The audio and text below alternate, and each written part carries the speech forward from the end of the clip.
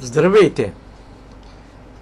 За да се активират субтитрите е нужно да натиснете върху ето този бутон, където е написано два пъти SS с българско.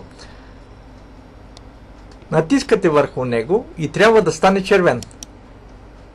С мишката, с лявата мишка натиснах, ето той се активира в момента.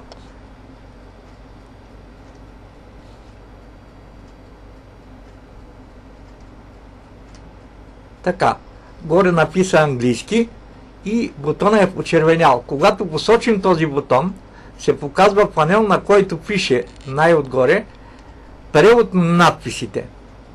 Натискаме с лявата мишка върху този текст. Ето така.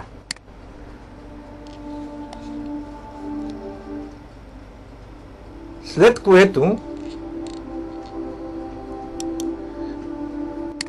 натискаме втори път и се показва един панел, на който пише албански.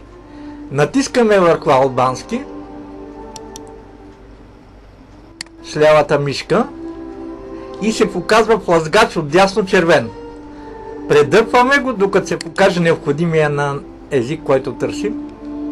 В случай аз искам да мина на български, да кажем. Ето. Търся български. Намира се български. Ето го български. Натискам върху български. С лявата мишка пак. И се показва панел български. Натискам на ОК бутона. Пак с лява мишка върху ОК бутона. И всичко е готово. Значи в момента се показва английски на български и субтитрите са готови на български. Ето сега, когато продължа, те ще излизат вече на български език. Ето, на български се показват субтитрите. Ами това е. Приятна работа с субтитри.